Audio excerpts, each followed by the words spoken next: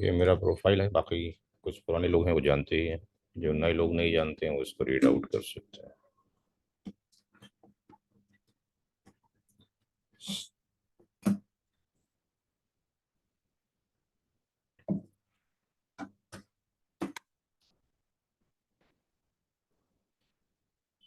जो सिलेबस है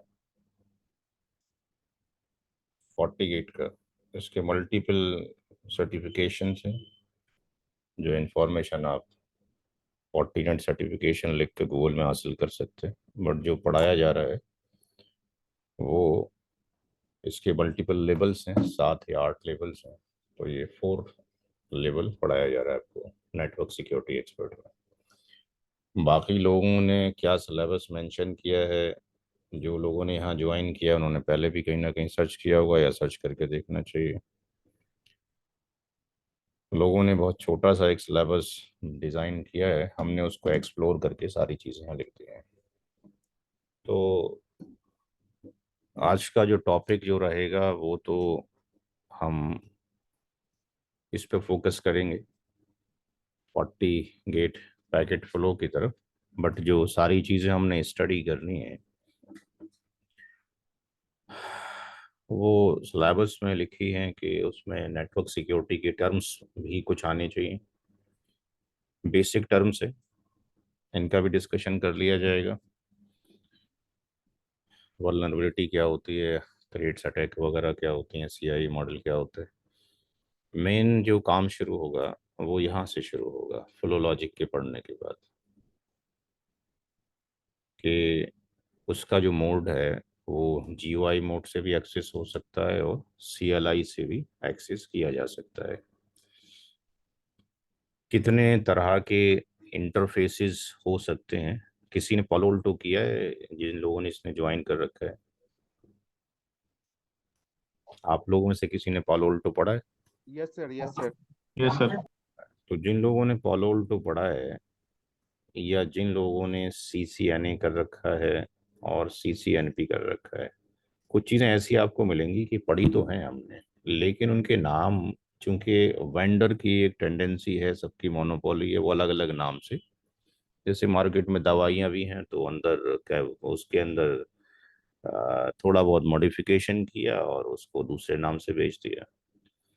ऐसे ही यहाँ पर भी कुछ है कि जैसे कि सीसीएनए में आपने वीलान पढ़े थे, तो पोलो उल्टो में ही वीलान बनाए जा सकते हैं और 48 के अंदर भी वीलान बनाए जा सकते हैं। हमने एक एसवीआई इंटरफेस पढ़ा था, स्विच वर्चुअल इंटरफेस। ये कहाँ पर पढ़ा था हमने, कुछ याद है किसी को सीसीएनए में? Yes sir, BTP. Hmm. BTP के अंदर तो क्या फायदा होता है एसवीआई का? Server virtual interface. सर, तो स्विच वर्चुअल इंटरफेस के थ्रू हम डिफरेंट वीलान को कम्युनिकेट करा सकते हैं, राउटिंग पर्पस के लिए यूज होता है। तो 48 में ये जो 40 गेट इंटरफेस वीलान है, बेसिकली ये एसवीआई है। तरीके से हमने एक कॉन्सेप्ट पढ़ा था पालो अल्टो में, जोन का। यहाँ पर ये मैंडेटरी होता था कि कोई भी इंटरफेस है वो must be the member of,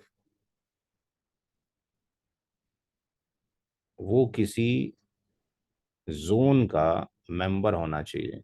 और वहां पे जोन डिफाइन नहीं थे, हम कुछ भी नाम रख सकते थे, मार्केटिंग, प्रोडक्शन, एचआर, फाइनेंस, कुछ भी रख सकते थे। बट वहां पे जब तक जोन डिफाइन नहीं करते थे पॉलिसी बिल्डअप नहीं होती थी। 48 का जोन उससे डिफरेंट है। यहाँ पर जो जोन कहा गया ये वो जोन नहीं है जो वहां पर हमने जोन पढ़ा था। ये बेसिकली ये ग्रुप, ये जोन यहाँ पर जो है ये रेफर करता है ग्रुप ऑफ इंटरफेस को, ग्रुप ऑफ इंटरफेसेस को। फॉर एग्जांपल यहाँ पर जो 40 गेट होगा उसमें जो पोर्ट्स होते हैं वो ऐसे नहीं होते ईथरनेट 1 ईथरनेट 2। यहाँ पे ऐसे होंगे, पोर्ट नंबर 1 के नाम से, पोर्ट नंबर 2 के नाम से, अभी देखेंगे ग्राफिकल मोड में, पोर्ट नंबर 3 के नाम से। तो अगर हम ये चाहते हैं कि जोन का कॉन्सेप्ट अप्लाई किया जाए FortiGate में, तो हम क्या करेंगे कि कुछ भी जोन का नाम दे देंगे। जोन का नाम लेट से हमने लैन दे दिया, और इस लैन के अंदर हम इन दोनों को कॉल कर लेंगे। तो ऐसा करने से क्या हुआ कि ये जो जोन है मेंबर ऑफ 2 पोर्ट्स हो गया। अब मुझे कहीं पॉलिसी अगर लगानी पड़ेगी, तो जिन लोगों ने पोलो उल्टू पढ़ा है उनको मालूम होगा कि जब पॉलिसी लगाते हैं, तो फॉर एग्जांपल अगर मुझे लैंड टू वैन पॉलिसी लगानी होती और ये जोन का कॉन्सेप्ट ना होता FortiGate के अंदर, और ये पोर्ट भी मेरा लैन के अंदर होता, फॉर एग्जांपल ये पोर्ट भी लैन पोर्ट होता, जबकि ऐसा कोई ज़रूरी नहीं है फोर्टीनेट के अंदर कि हम डिफाइन करें ये पोर्ट किससे एसोसिएटेड है। ये यूज़र फ्रेंडली डिस्क्रिप्शन के लिए एज ए नाम के तौर पे रखा जा सकता है। तो मुझे दो पॉलिसी बनानी पड़ती, पॉलिसी 1 और पॉलिसी 2। एक बार मुझे पोर्ट 1 को कॉल करना पड़ता लैन टू एन के लिए, एक बार मुझे कॉल करना पड़ता पोर्ट 2 को लैन टू एन के लिए। लेकिन अगर मैंने जोन बना दिया और जोन का नाम लैन डाल दिया, तो मुझे पॉलिसी में केवल एक ही पॉलिसी बनानी पड़ेगी। मैं जो पॉलिसी लिखूंगा, मैं पॉलिसी अब ये नहीं लिखूंगा कि पोर्ट नंबर 1 टू वैन और पोर्ट नंबर 2 टू वैन। I will make the policy LAN to वैन। इस लैन के अंदर ऑटोमेटिकली ये दोनों पोर्ट कॉल हो जाएंगे। तो पोलो ऑल्टो के अंदर कंपलसरी था नाम किसी भी पोर्ट को किसी जोन के साथ में एसोसिएट करना। यहाँ पर कंपलसरी नहीं है। अगर हम पोर्ट को किसी जोन का मेंबर नहीं बनाएंगे, तब भी ट्रैफिक एंड टू एंड भी जा रहा होगा, और किसी भी पोर्ट से किसी भी पोर्ट पे जा रहा होगा, जब हम जाहिर सी बात है उसको अलाउ करेंगे। तो यहाँ पे ये जोन पोलो ऑल्टो के जोन की इक्विवेलेंट नहीं है। रिडंडेंट इंटरफेस इन FortiGate, ये क्या कॉन्सेप्ट है? रिडंडेंट का मतलब हो गया कि कहीं ना कहीं रिडंडेंसी है, या कहीं ना कहीं कहीं बैकअप से इसका कुछ रिलेशनशिप है। तो ये कॉन्सेप्ट FortiNet में क्या यूज होता है, फॉर एग्जांपल ये FortiGate फायरवॉल हो गया, और यहाँ पर कोई स्विच आपके पास हो गया, और यहाँ पर फॉर एग्जांपल दो पोर्ट हमारे पास हैं। पोर्ट नंबर लेट सी 2 है और पोर्ट नंबर लेट सी 3 है, और यहाँ पर कुछ भी पोर्ट्स हो सकता है स्विच के ऊपर, इस साइट के ऊपर gig 0/0 हो सकता है, gig 0/1 हो सकता है। तो हम इन दोनों पोर्ट को क्या कर देते हैं, एक बंडल बना देते हैं। एट ए टाइम कोई एक ही लिंक अप होगा, वो आगे पढ़ेंगे थियोरेटिकल जब लैब शुरू होगी, क्लास शुरू होगी। अभी तो इंट्रोडक्टरी क्लास चल रही है, क्योंकि हमारा जो मेन टॉपिक है वो FortiGate का है, बट उससे पहले थोड़ा सा सिलेबस को डिस्क्राइब करना था। तो इसमें एक लिंक एक्टिव हो जाता है, अगर ये डाउन हो जाते हैं तो दूसरे लिंक से ट्रैफिक जाना शुरू हो जाता है।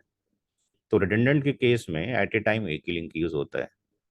लेकिन यहाँ जो एग्रीगेट है, एग्रीगेट जस्ट लाइक दी है, जैसे कि आपने ईथर चैनल का कॉन्सेप्ट पढ़ा था किसके अंदर, स्विच के अंदर, वो कॉन्सेप्ट यूज होगा। और यहाँ पे ईथर चैनल में अगर आपको याद हो, देयर इज टू प्रोटोकॉल, एक होता है PAGP और एक क्या होता है LACP। चूंकि 40 जो गेट है वो ओपन है, सिस्को की प्रोप्राइटरी नहीं है, तो इसमें LACP का फंडामेंटल यूज किया जाएगा। सॉफ्टवेयर स्विच इंटरफेस क्या है? ये जैसे स्विच के अंदर हम लेयर 2 इंटरफेस बनाते हैं, L2 इंटरफेस, पोलो L2 के अंदर लेयर 2 इंटरफेस बनाते हैं, ये काइंड ऑफ लेयर 2 इंटरफेस है। वर्चुअल जो पेयर है that is equivalent to the virtual wire के, जिन लोगों ने पोलो L2 में पढ़ा है। वर्चुअल वायर का कॉन्सेप्ट है, क्या होता है वो देखेंगे। और लूप बैक इंटरफेस वही है जो जनरली लूप बैक होता है। फिर यहाँ पर पॉलिसीज कैसे बनाई जाएं, फायरवॉल पॉलिसी, ये पॉलिसी कुछ ऐसी पॉलिसी हैं जैसे CCNA में आपने ACL पढ़ी थी, उसमें एक्सटेंडेड एसीएल को आप ले सकते हैं,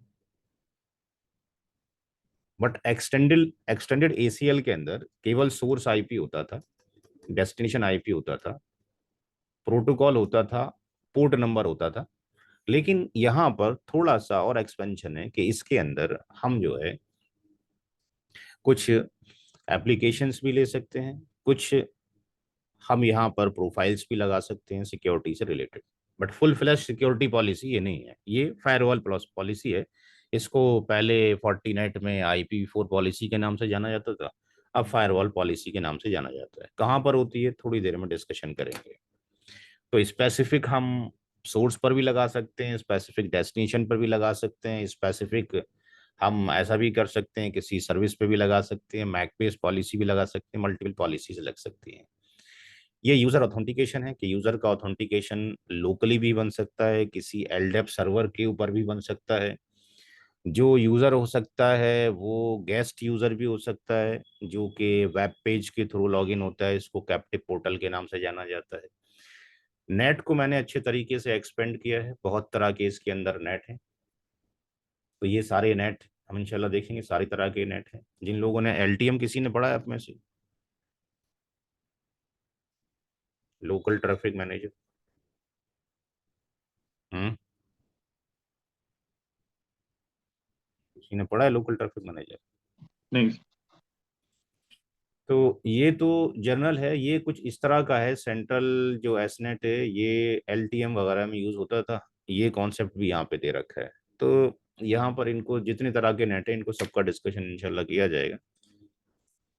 और ये है फिर जैसे कि आपका CCNA और NP में आप पढ़ते थे कि भाई कहीं जाना हो तो मल्टीपल पाथ हो तो क्या होता है, LM, AD एंड मैट्रिक। इसके थ्रू हम क्या कर सकते हैं, पाथ का सिलेक्शन कर सकते हैं।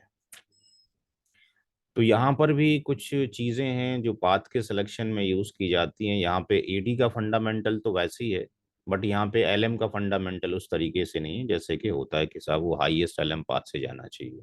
यहाँ पे AD और प्रायोरिटी का फंडामेंटल है कुछ। फिर यहाँ पर एक कॉन्सेप्ट है ECMP। जिन लोगों ने SD-WAN पढ़ा हो, SD-WAN में एक कॉन्सेप्ट होता है ECMP। ECMP कहलाता है इक्वल कॉस्ट मल्टीपल पाथ। तो ये एक कॉन्सेप्ट यूज किया जाता है। और फोर्टीनेट का अलग से भी एक SD-WAN है जो हम तकरीबन 2-3 महीने के बाद, 2 महीने के बाद तकरीबन शुरू करेंगे। जैसे सिस्को का आप पढ़ा रहे हैं वेबटेला, ऐसे ही फोर्टीनेट का SD-WAN अलग से है। तो ये जो ECMP है ये सोर्स बेस्ड होगा, डेस्टिनेशन बेस्ड होगा, इसके भी मल्टीपल फ्लेवर्स आपके पास मौजूद हैं।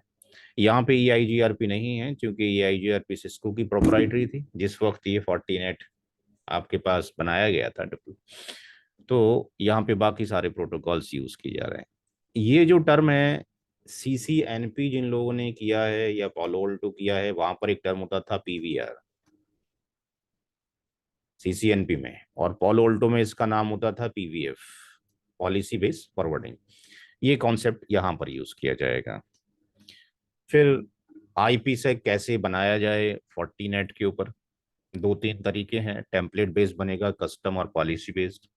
SSL VPN भी पॉलो ऑल्टो में भी था, SSL VPN यहाँ पर भी है।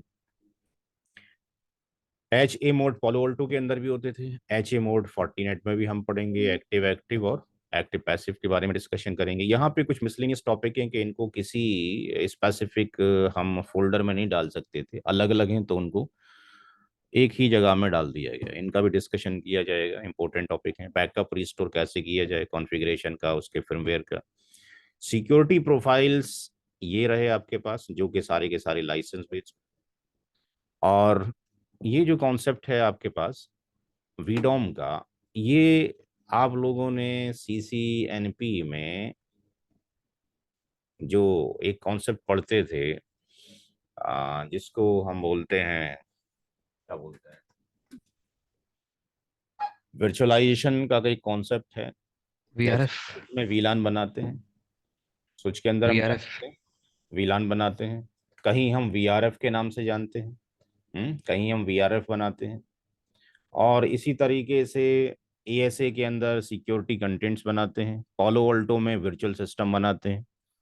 तो ऐसे ही कुछ कॉन्सेप्ट यहाँ पर है कि हम उसको मल्टीपल लॉजिकल पार्ट्स में डिवाइड करके उनको अलग अलग सेपरेटली कंट्रोल दे सकते हैं। तो इसके बारे में यहाँ डिस्कशन किया जाएगा। और यहाँ पर एस डी वैन अलग से एक टोटल एक कोर्स है, बट इसका 40 नेट का एस डी वैन अलग से एक कोर्स है, बट उसका थोड़ा सा इंट्रोडक्शन यहाँ दिया जाएगा कि किस तरीके से एस डी वैन वर्क कर रहा होता है 40 नेट के अंदर।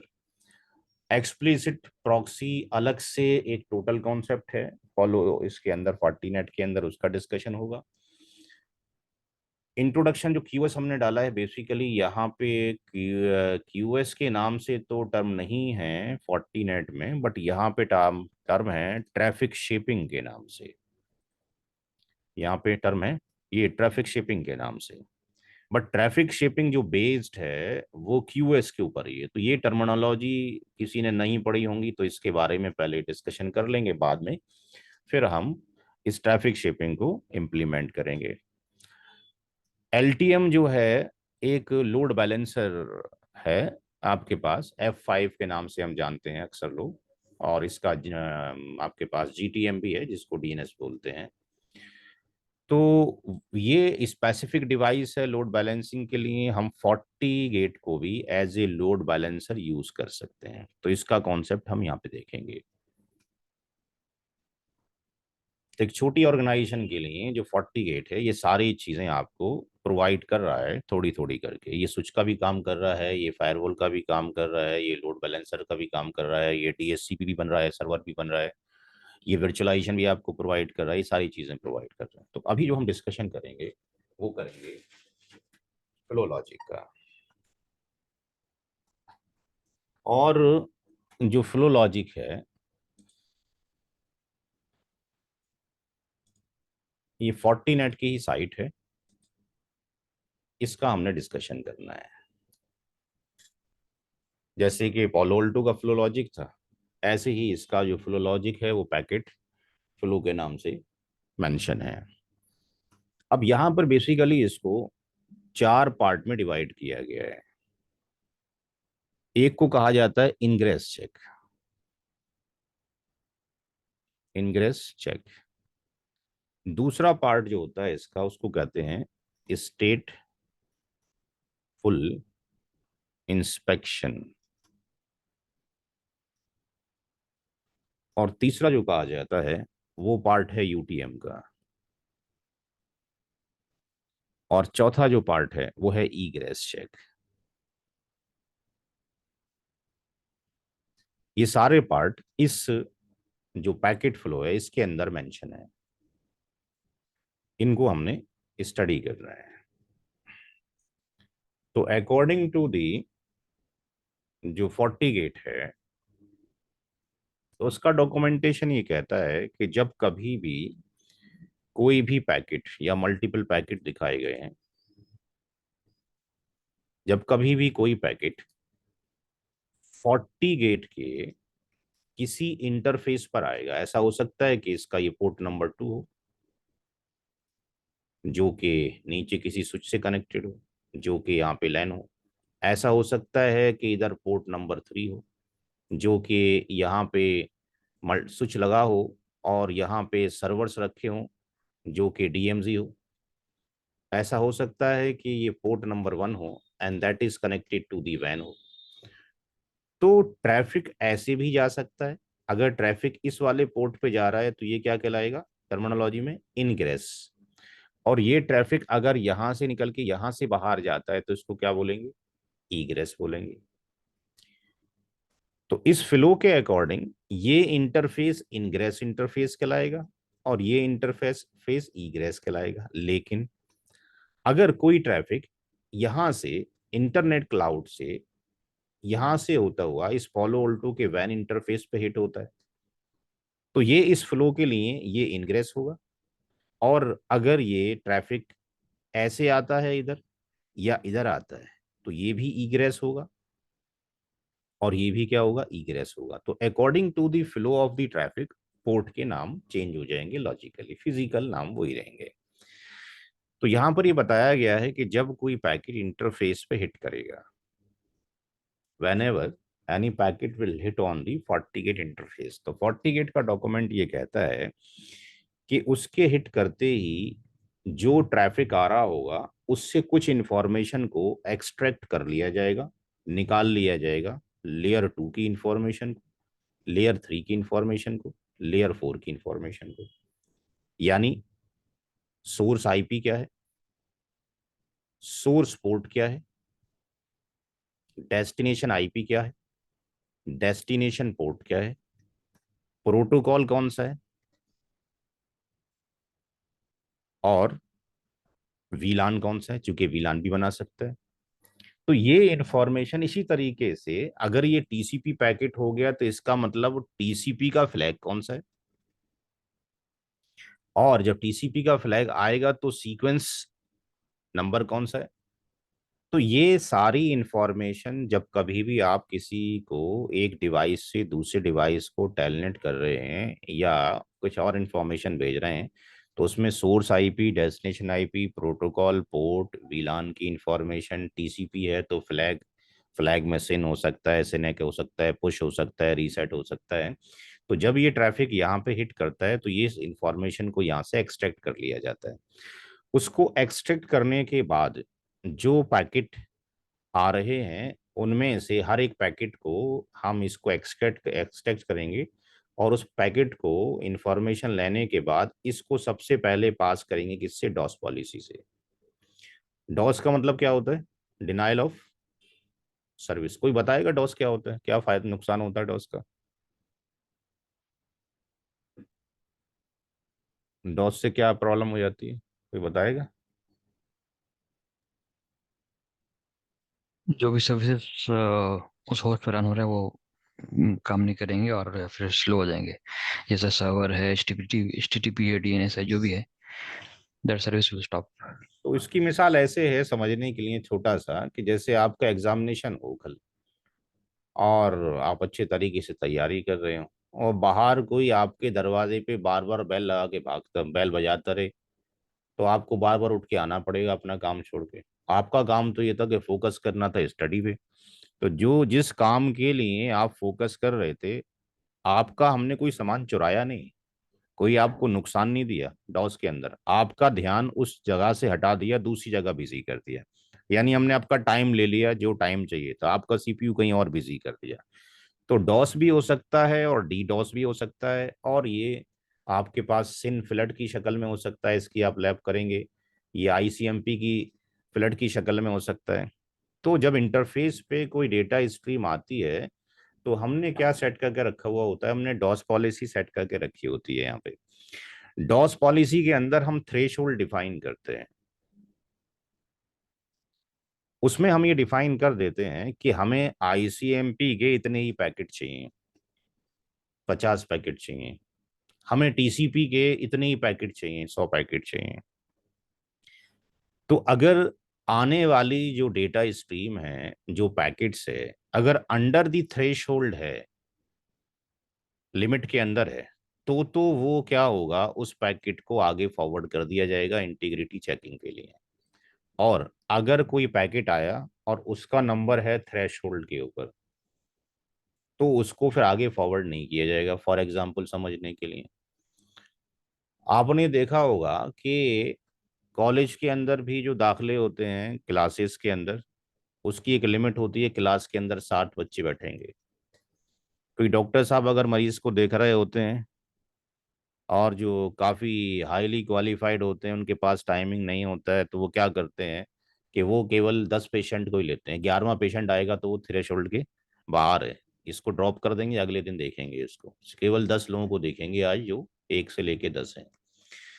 तो अगर आने वाला पैकेट जिसके अंदर से ये इंफॉर्मेशन एक्सट्रैक्ट की गई थी, जब उसको आगे भेजते हैं तो डॉस पॉलिसी ये चेक करती है कि आने वाला पैकेट ऐसा तो नहीं है कि बियॉन्ड दी थ्रेश होल्ड है, तो ड्रॉप कर दो, बात ही खत्म हो गई, कुछ और चेकिंग ही नहीं करना हमने फर्दर। और अगर वो within the threshold है तो उसको आईपी इंटीग्रिटी के लिए भेजा जाएगा। यानी जो इंफॉर्मेशन आ रही है उसका जो हेडर है, क्या वो प्रॉपर तरीके से है, उसके अंदर कोई चेंजेस तो नहीं किए गए हैं, वो वैलिड है। यानी आईपी इंटीग्रिटी इस बात की श्योरिटी आपको देती है, सब कुछ ऑटोमेटेड है, हमने तो कुछ करना ही है, ऑलरेडी प्रोग्राम है।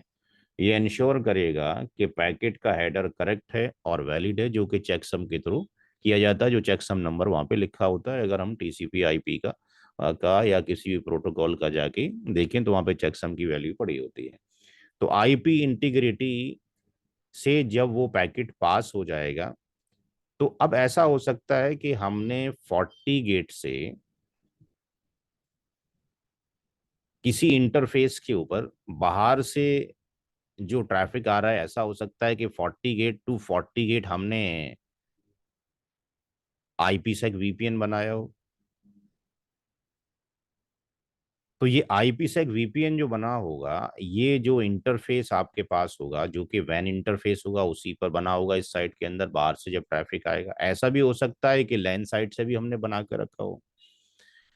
तो बहरहाल चाहे वो इन इनसाइड से ट्रैफिक आए या आउटसाइड से ट्रैफिक आए, अगर आईपी सेक का ट्रैफिक है, यानी अगर रिसीव्ड पैकेट जो है, अगर जो रिसीव्ड पैकेट है वो पैकेट वीपीएन पैकेट है, वो पैकेट वीपीएन पैकेट है, तो हमें क्या करना पड़ेगा, हमें एक डिक्रिप्शन पॉलिसी बनानी पड़ेगी। चूंकि आईपी सेक से जब इंफॉर्मेशन आती है तो ओरिजिनल आईपी एड्रेस हमें नजर नहीं आते, हमें नजर आते हैं जो कि आउटसाइड के आईपी होंगे। यहाँ पर जो आईपी होगा, ये फायरवॉल 1 है, ये फायरवॉल 2 है, इसके जो ये कनेक्टेड होगा किसी भी इंटरनेट क्लाउड के थ्रू। यहाँ जो भी फॉर एग्जांपल .5 है, यहाँ पर 123.1.1.1 है, हमें केवल ये नज़र आएंगे कि भाई ये source and destination IP address है। बट यहाँ पर जो हमारे पास जो प्राइवेट एनआईडीज चल रही होंगी, जहाँ पर हमें जाना है, यहाँ कोई पीसी लगा था, यहाँ कोई पीसी लगा था, इसकी इससे बात होनी थी, और इधर ये आईपी सेक टनल बनी थी, तो हमें केवल ये आउटर हेडर नज़र आ रहा है। इनसाइड दी टनल हमें नज़र नहीं आ रहा कि ओरिजिनल जो आईपी एड्रेसेस हैं वो क्या है। तो अगर रिसीव्ड पैकेट जो है वीपीएन पैकेट है, तो डिक्रिप्शन पॉलिसी के थ्रू ओरिजिनल आईपी एड्रेस जो हमारे लैन में या डीएमजी में हैं, उनको फाइंड आउट कर लिया जाएगा with the help of the decryption policy. जब ट्रैफिक को यहां से डिक्रिप्ट कर दिया गया, तो इसका मतलब अब वो यहां पर जब जाएगा तो वो क्या हो गया, क्लियर टेक्स्ट में होगा। वो अब क्लियर टेक्स्ट में होगा। यही चीज हमने पालो अल्टो में पढ़ी थी, जब सेशन बन जाता है तो हमें देखा जाता है क्या जो ट्रैफिक है वो इनक्रिप्टेड तो नहीं है। अगर इनक्रिप्टेड है तो डिक्रिप्शन पॉलिसी रिक्वायर्ड है। तो जो ट्रैफिक को डिक्रिप्ट किया गया वो किस लिए किया गया, ताकि ये देखा जा सके कि ओरिजिनल आईपी एड्रेसेस क्या हैं, ताकि ये देखा जा सके कि अंदर जो फ्लो जा रहा है उस फ्लो के अंदर कुछ अटैचमेंट तो नहीं है एक्स्ट्रा, जिसको हमने मालवेयर वगैरह के नाम से जानते हैं। तो आईपी सेक अगर नहीं है, तब तो आईपी इंटीग्रिटी चेकिंग के बाद हम डायरेक्टली एडमिन कंट्रोल पर आ जाएंगे। लेकिन एडमिन कंट्रोल या एडमिशन कंट्रोल तभी यूज होगा जब हमने ये पॉलिसीज लगा रखी होंगी। अगर पॉलिसीज नहीं लगा रखी हैं तो जाहिर सी बात है ये भी चेक नहीं होगा।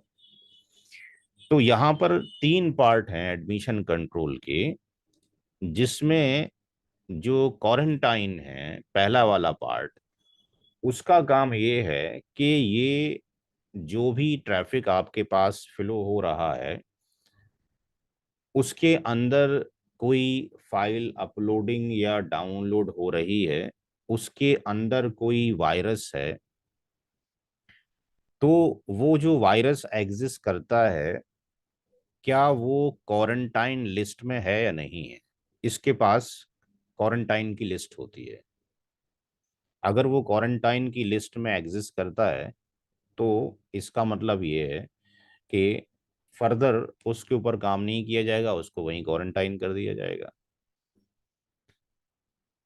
यानी काइंड ऑफ सिग्नेचर यहाँ पर पड़ा होगा। फोर्टीनेट टेलीमेट्री क्या है? फोर्टीनेट टेलीमेट्री बेसिकली एक प्रोटोकॉल है जो कि टीसीपी के पोर्ट नंबर 8013 पे काम करता है। और इसका काम क्या होता है?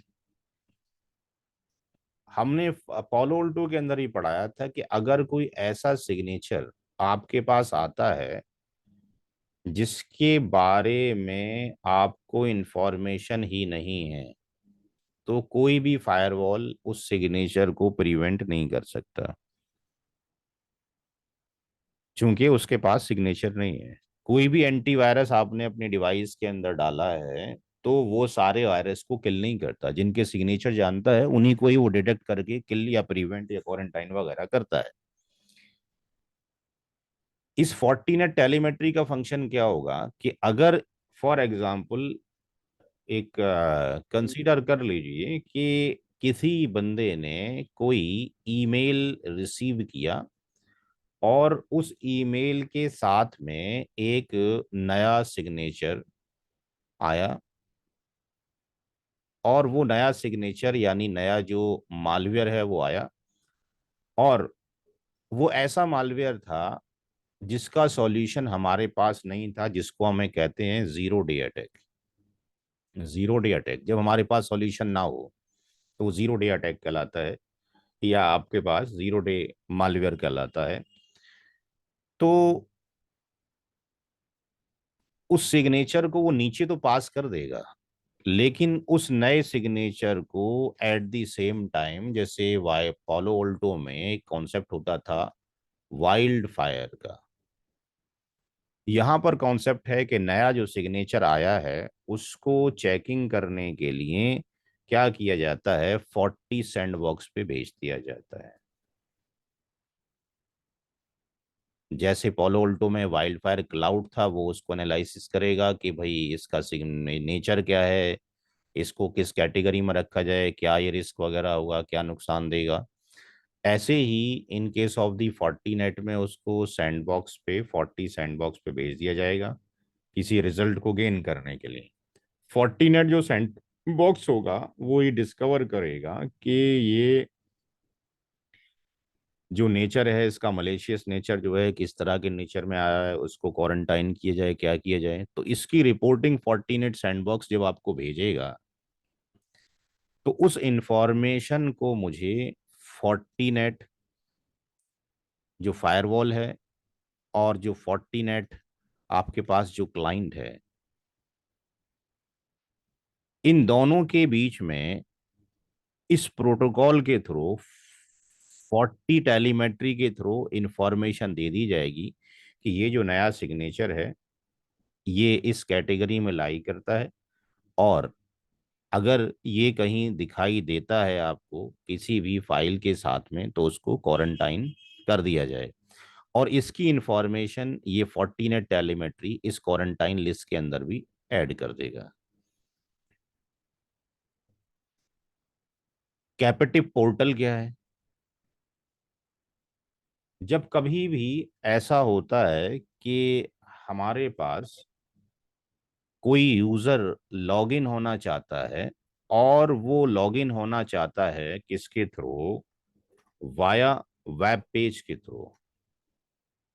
यानी जब कभी भी कोई यूजर कैपेटिव कैप्टिव पोर्टल के केस में इंटरनेट एक्सप्लोरर पे जाने के बाद कोई भी साइट खोलना चाहेगा तो उस साइट के खोलने से पहले उसको एक वेब पेज मिलेगा जिसमें कहा जाएगा कि अपना यूजर नेम और अपना पासवर्ड यहाँ पे एंटर कर दें।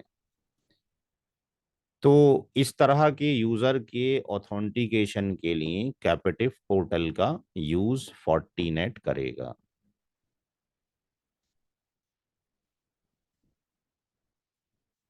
यहां पर आते हैं कर्नल के ऊपर। अगर मान लें कि अगर हमने हमारा जो ट्रैफिक है वो आईपीसेक वीपीएन भी नहीं है, हमारा जो ट्रैफिक है उसके अंदर हमने इसको भी ऑन नहीं किया है, तो इसका मतलब ये हुआ कि ट्रैफिक यहाँ पे हिट होने के बाद डॉस पॉलिसी से डॉस पॉलिसी भी तब चेक की जाएगी जब आपने डॉस पॉलिसी लगाई होगी। यानी कहने का मतलब ये केवल लेयर 2 लेयर 3 लेयर 4 की इंफॉर्मेशन को एक्सट्रैक्ट करने के बाद हम डायरेक्टली यहाँ पर भी आ सकते हैं। अगर हमने इसको चेक करने के बाद इसको स्किप करके हम यहाँ आ सकते हैं, और यहाँ से स्किप करके हम यहाँ आ सकते हैं। क्योंकि डॉस पॉलिसी लगाएंगे तो वर्क करेगी, आईपी इंटीग्रिटी बाय डिफॉल्ट काम करेगी, लेयर 2 लेयर 3 लेयर 4 की इंफॉर्मेशन बाय डिफॉल्ट काम करेंगी, आईपी डिक्रिप्शन लगाएंगे तो काम करेगा, एडमिशन कंट्रोल जब लगाएंगे तो काम करेगा। यानी कैपेटिव यूजर बनाएंगे तो चेकिंग होगी, अदरवाइज नहीं होगी।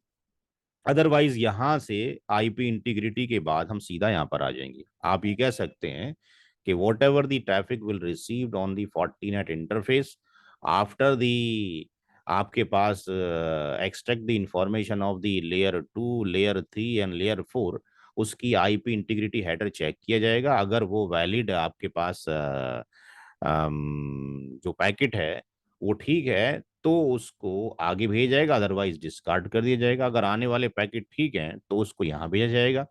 देखा जाएगा जो ट्रैफिक आया है उसके अंदर सोर्स आईपी भी आया था, उसके अंदर डेस्टिनेशन आईपी भी आया था। तो सोर्स आईपी जब आया था और डेस्टिनेशन आईपी आया था तो क्या उसके लिए नेट रिक्वायर्ड तो नहीं है, कोई नेट की पॉलिसी तो नहीं लगी उसके अंदर।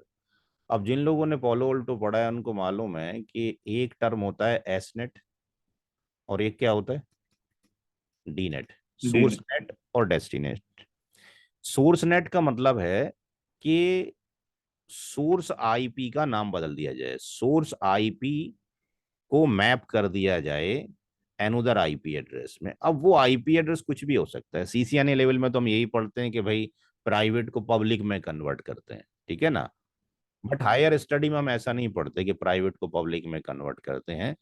किसी भी आईपी को किसी भी आईपी में कन्वर्ट किया जा सकता है। तो अगर सोर्स आईपी को मैप किया जा रहा है अनदर आईपी में तो वो एसनेट कहलाएगा। और अगर ऐसा हो रहा है कि डेस्टिनेशन आईपी को मैप किया जा रहा है एनोदर आईपी के अंदर, जो डेस्टिनेशन आईपी था वो आईपी एड्रेस किसी दूसरे आईपी में बदल जाए तो वो क्या कहलाएगा, डीनेट कहलाएगा। तो आने वाला जो ट्रैफिक होगा उसके लिए हम ये देखेंगे कि हमारे पास नेट टेबल होगी 40 नेट के पास, वो देखेगा क्या उसके लिए कोई डी नेट मौजूद है। जैसे मैंने सिलेबस में यहाँ पे दिखाया कि बहुत सारे हम नेट हैं, इसके अंदर टू मच नेट है, यहाँ पे टू मच नेट है। अब नेट है तो कौन सी तरह का नेट होगा, डेस्टिनेशन नेट में कौन सी तरह का नेट होगा। तो ये डी नेट के अंदर हम देखेंगे कि डी नेट के अंदर वो किस काम के लिए आया हुआ है, वो किसी स्पेसिफिक पोर्ट के लिए है या किसी स्पेसिफिक साथ में आईपी भी लगा हुआ है या किसी भी आईपी के लिए है। तो आने वाला जो ट्रैफिक है उसमें जो पैकेट आया है उस पैकेट में जिस डेस्टिनेशन आईपी पे हमने रिक्वेस्ट भेजी थी वो डेस्टिनेशन आईपी एड्रेस क्या किसी नेट टेबल के अंदर मैच करता है। अगर नहीं करता है तो ये क्या हो जाएगा, स्किप हो जाएगा। भाई जैसे आप एक फॉर्म भरते हैं कॉलेज में या किसी भी बैंक में, तो जो फॉर्म भरते हैं तो क्या उसकी सारी फील्ड मैंडेटरी होती है फिलअप करना। जी भाई नहीं सर। नहीं। ऑनलाइन अगर कोई फॉर्म भरते हैं तो क्या सारी फील्ड मैंडेटरी होती है, नहीं। जो मैंडेटरी होती है उस पर स्टार मार्क लगा होता है, ये कंपलसरी है, तो उसको हम स्किप कर देंगे, हटा देंगे। अब ये देखा जाएगा कि अगर डेस्टिनेशन नेट किया गया है तो भाई उसका अगर फॉर एग्जांपल जैसे कि हमारे डायग्राम में, हमारा डायग्राम जैसे कि यहाँ पर अगर हम देखें फॉर एग्जांपल अगर रिक्वेस्ट किसी ने यहाँ से भेज दी रिमोट यूजर से, इस रिमोट यूजर का आईपी एड्रेस ये है, इसने रिक्वेस्ट भेजी पोलो ऑल्टो के ऊपर, और मान लेते हैं कि ये पोलो ऑल्टो का जो आईपी है ये है, सॉरी नॉट पोलो ऑल्टो का, क्योंकि पोलो ऑल्टो पढ़ाते काफी दिन हो चुके हैं तो पोलो ऑल्टो भी जहन से निकल जाता है फिर। तो यहां से रिक्वेस्ट अगर यहां पर आई तो सोर्स आईपी तो ये हुआ और डेस्टिनेशन आईपी ये हुआ। अब अगर इस डेस्टिनेशन आईपी को मैंने ट्रांसलेट कर रखा हो नेट टेबल के अंदर कि जब रिक्वेस्ट यहां पर आए तो ये कहाँ पे चली जाए, मैंने अगर इसको ऐसे बोल रखा हो कि ये रिक्वेस्ट जब यहाँ पर आए तो फॉर एग्जांपल ये यहाँ पे चली जाए,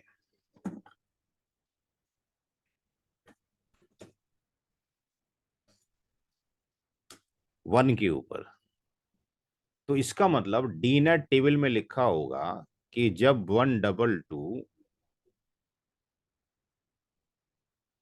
और 160 और 50.99 पे जाएगा तो उसको ट्रांसलेट कर दिया जाए इसके ऊपर। तो क्वेश्चन ये पैदा होता है कि जिस इंटरफेस के ऊपर रिक्वेस्ट हिट होती है उस इंटरफेस को तो हम सोर्स इंटरफेस बोलते हैं, लेकिन जब राउटर से या फायरवॉल से ट्रैफिक बाहर जाएगा, आपने सीसीएनए में अगर किसी ने शो आईपी राउट को अगर ध्यान से देखा हो और उसके ऊपर जो रूट लिखा होता है वो चाहे ओएसपीएफ का लिखा हो या रिप का लिखा हो या बीजीपी का लिखा हो, तो वहां लिखा होता है कि भाई अगर आपने इस नेटवर्क पे जाना है जिसकी एनआईडी ये है, उसका एडी ये है, मैट्रिक ये है, उसका नेक्स्ट हॉप फॉर एग्जाम्पल ये है, और कॉमा लगा के यहाँ पे क्या लिखा होता है, उसका पोर्ट नंबर लिखा होता है। देखा है आपने कभी, ध्यान दिया है? Yes. तो बेसिकली राउटर से या फायरवॉल से जो ट्रैफिक यहाँ पे इन हुआ है इसको निकलने के लिए कोई पोर्ट चाहिए, तो ये पता लग गया कि भाई इस डेस्टिनेशन आईपी को इसमें ट्रांसलेट किया जाएगा। Now the question is that कि इस पे हम जाएंगे कैसे, तो इस पे जाएंगे कैसे, इसका मतलब हमें चेक क्या करनी चाहिए, राउट टेबल चेक करनी चाहिए। राउट टेबल ये बता देगी कि इस पे अगर जाना है तो इस वाले इंटरफेस से बाहर निकलोगे, यानी ये जो आपके पास होगा ये डेस्टिनेशन इंटरफेस होगा with respect to this packet. ये जो पैकेट आया है इस वाले पोर्ट पे हिट किया है ये सोर्स इंटरफेस है, और इस पैकेट के लिए ये डेस्टिनेशन इंटरफेस है। कौन सा? Port number 2। तो ये कौन बताएगा, ये यहां पर जब हम जाते हैं तो ये चेक किया जाएगा किसके अंदर, राउटिंग टेबल के अंदर। राउटिंग टेबल ये चेक करेगी कि जो डेस्टिनेटेड आईपी है वो डेस्टिनेशन आईपी है, उस पे जाने के लिए कौन से पोर्ट से बाहर निकले, और अगर मान लो ये डेस्टिनेशन नेट नहीं है तो सोर्स आईपी के बाद जो जिस आईपी पे हिट किया होगा उस पे जाने के लिए क्या रास्ता होगा। तो जब ये दो चीजें चेक हो जाएंगी तो फिर चेक किया जाएगा पॉलिसी। पॉलिसी के अंदर ये कंपलसरी नहीं है कि हम उसके अंदर पोर्ट डिफाइन करें, ये कंपलसरी नहीं है कि सर्विस डिफाइन करें, वो ऑल में भी काम हो जाएगा। तो यहां पर अगर हम कोई पॉलिसी देखते हैं ताकि क्लियर हो जाए कॉन्सेप्ट, तो यहाँ पे ये 40 नेट का जो ग्राफिकल मोड है ये फायरवॉल पॉलिसीज है। डॉस पॉलिसी ये है जिसकी बात की गई, that is the DoS policy, जो कि यहाँ पे इसमें यहाँ पे डॉस पॉलिसी की जो बात की जा रही है ये वाली बात की जा रही है, और अब जो पॉलिसी की बात की जा रही है वो पॉलिसी की ये वाली बात की जा रही है, that is the firewall policy. तो फायरवॉल पॉलिसी के अंदर यहाँ पर जब हम क्रिएट पे क्लिक करते हैं तो यहाँ पे कौन सा इनकमिंग इंटरफेस है, कौन सा आउटगोइंग इंटरफेस है, यानी incoming interface is the source interface जहाँ पे पैकेट हिट हुआ है, outgoing interface is the destination interface जहां से निकलना है। सोर्स आईपी कौन है, डेस्टिनेशन आईपी कौन है, तो सोर्स भी कुछ भी हो सकता है आने वाला, डेस्टिनेशन भी कुछ हो सकता है, स्पेसिफाई भी कर सकते हैं। सर्विस कौन सी है, एनी भी कर सकते हो, मल्टीपल भी ले सकते हो। ऑल का मतलब जैसे पॉलो ओल्टो में होता था एनी, यहाँ पे ऑल का फंडामेंटल है। एक्शन एक्सेप्ट करना चाहते हो, डिनाई करना चाहते हो, तो यहाँ पर जो भी ट्रैफिक आएगा उस ट्रैफिक के रेस्पेक्ट में कोई पॉलिसी हमारे पास बनी होगी, जैसे कि सीसीएनए में एसीएल पढ़ते हैं। एसीएल अगर हम लगाते हैं, axis list 100, permit TCP, host 111, फिर होस्ट 222 और पोर्ट नंबर 23। तो इसका मतलब ये है कि प्रोटोकॉल टीसीपी चेक किया जाए, सोर्स 111 चेक किया जाए, डेस्टिनेशन 222 चेक किया जाए, डेस्टिनेशन पोर्ट 23 चेक किया जाए, और परमिट है तो उसको परमिट कर दिया जाए। तो यहाँ पर परमिट की जगह पे एक्सेप्ट है और डिनाई की जगह पे आपके पास डिनाई है। तो एसीएल जो बनाई जाती है ट्रैफिक के आने से पहले बनाई जाती है। ऐसी यहाँ पे एसीएल की जगह पे फायरवॉल पॉलिसी है, ये फायरवॉल पॉलिसी ट्रैफिक के आने से पहले बनाई जाएगी। तो जो भी ट्रैफिक आपके पास आएगा वो इस पॉलिसी के अकॉर्डिंग चेक किया जाएगा, और पॉलिसी फंडामेंटल वही है कि वो टॉप टू बॉटम ही फॉलो की जाती है, मल्टीपल पॉलिसीज बन जाती हैं। जिस पॉलिसी के अंदर आ जाएगा वहीं काम खत्म हो जाएगा, उसके आगे जाएगा नहीं। तो इन पॉलिसी को क्रॉस करने के बाद, यहाँ से निकलने के बाद एक्सेप्ट हो गया तो फिर वो आगे काम करेगा कि भाई इसको अलाउ है तो अलाउ कर दिया जाए, डिनाई है तो डिनाई कर दिया जाए। अगर कोई ट्रैफिक इस पॉलिसी से पास हो गया तो इसका मतलब ये जो ट्रैफिक था पैकेट का, ये जो सेशन था, ये सेशन क्या हो गया, सेशन उसी ही ट्रैफिक का रखा जाएगा। याद रहे अच्छी तरीके से कि यहाँ पे जो फायरवॉल लगा है, कोई ट्रैफिक इस वाले पोर्ट के ऊपर, वन पोर्ट के ऊपर आपके पास आता है और वो इस टू वाले पोर्ट से बाहर निकलता है और इसकी मैचिंग हमें यहाँ से मिल जाती है। तो ये ट्रैफिक यहाँ से निकलते हुए जब इस वाले पोर्ट से बाहर निकलेगा और इसको परमिट कंडीशन दी गई होगी, तभी इसकी एंट्री को हम एक टेबल होती है उसको बोलते हैं सेशन टेबल, उस सेशन टेबल में रिकॉर्ड करेंगे। अगर कोई पैकेट डेस्टिनेशन इंटरफेस से या आउटगोइंग इंटरफेस से बाहर नहीं निकला है तो उसका सेशन नहीं बनेगा। क्लियर है बात? ये सेशन उसी ट्रैफिक का बनेगा जो ट्रैफिक इनपुट इंटरफेस में एंटर होके आउटपुट इंटरफेस से निकल के और परमिट की कंडीशन को फॉलो करता हो। अगर वो डिनाई की कंडीशन है तो सेशन नहीं बनेगा। जो सेशन है वो आप यहां से भी देख सकते हैं कि साहब कौन से सेशन बने हैं, कौन से सेशन नहीं बने हैं। यहाँ पे जो सेशन दिखाएगा उन्हीं सेशंस के बारे में दिखाएगा जो सेशंस आपके पास गए होंगे बाहर। अदरवाइज वो सेशन जो सेशन बना रखे हैं यहाँ पे, कौन सोर्स है कौन डेस्टिनेशन है, उन्हीं के बने होंगे जिनका आपके पास परमिट किया गया होगा। ये हम यहाँ से लॉग एंड रिपोर्ट्स के अंदर भी जाके देख सकते हैं, फॉरवर्डिंग ट्रैफिक के अंदर जो ट्रैफिक हमारे पास गया होगा। तो ये तभी हम देख सकते हैं जब ट्रैफिक पॉलिसी के थ्रू परमिट किया गया होगा, तो उसको हम क्या कर देंगे, टेबल के अंदर डाल देंगे। अब जब टेबल के अंदर डाल दिया गया तो अगर उसके अब मल्टीपल पैकेट, क्योंकि एक स्ट्रीम जब आती है तो उसके अंदर एक पैकेट नहीं होता है, मल्टीपल पैकेट्स होते हैं। तो मल्टीपल जब पैकेट्स होते हैं तो जो फर्स्ट पैकेट है, मल्टीपल उसका पैकेट नंबर आपके पास 1 2 3 4 और लेट्स से अगर 100 पैकेट आ रहे हैं, तो इस स्ट्रीम का जो फर्स्ट पैकेट है उसको हम उसके साथ में मैच कर रहे हैं।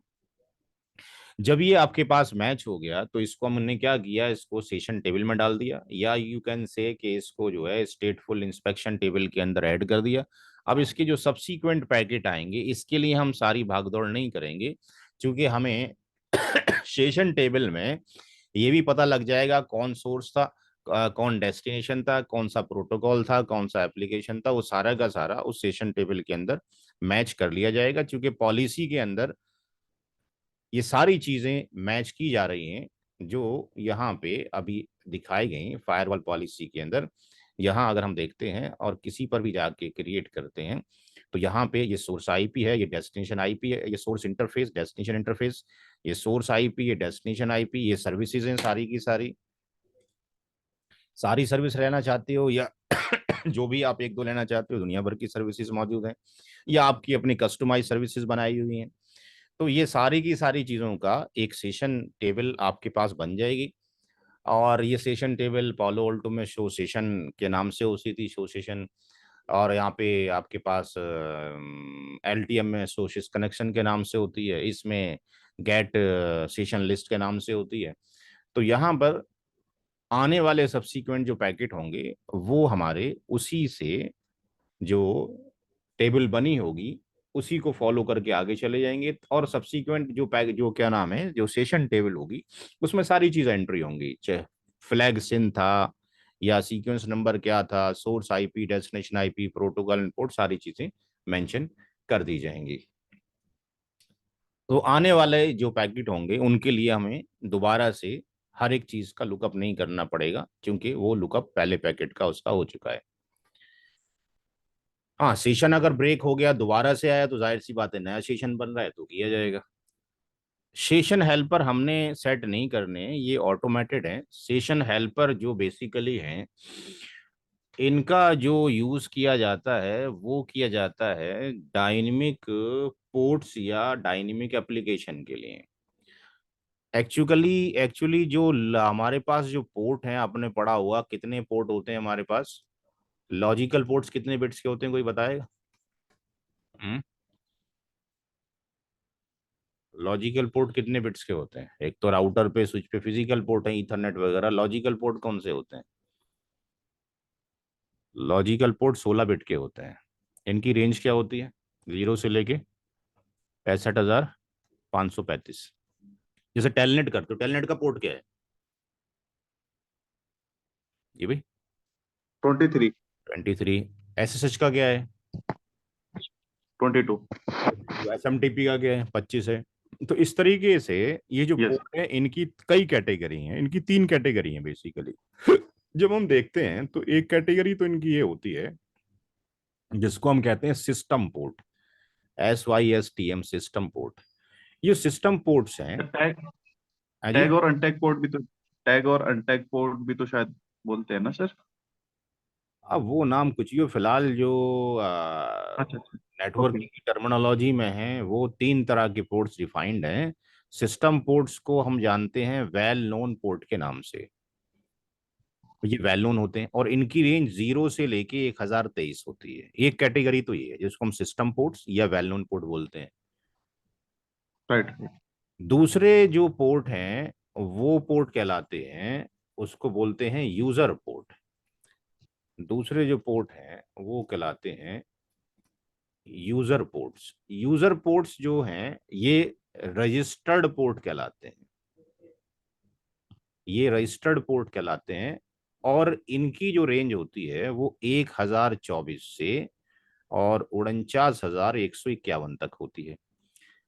तो इसका अगर हम एग्जांपल लें सिस्टम वाले का, तो जैसे कि अभी 22 बताया गया भाई एसएसएस के लिए, 23 टेलनेट के लिए हो गया, 21 एफटीपी के लिए हो गया, 25 एसएमटीपी के लिए हो गया, ये तो वेल नोन पोर्ट हो गए। ये यूजर पोर्ट कौन से हैं? तो यूजर पोर्ट बेसिकली जो है ये हैं, जैसे कि एक होता है ओपन वीपीएन। तो ओपन वीपीएन के अंदर पोर्ट फिक्स्ड है जो कि रजिस्टर्ड पोर्ट है, 1194 होता है।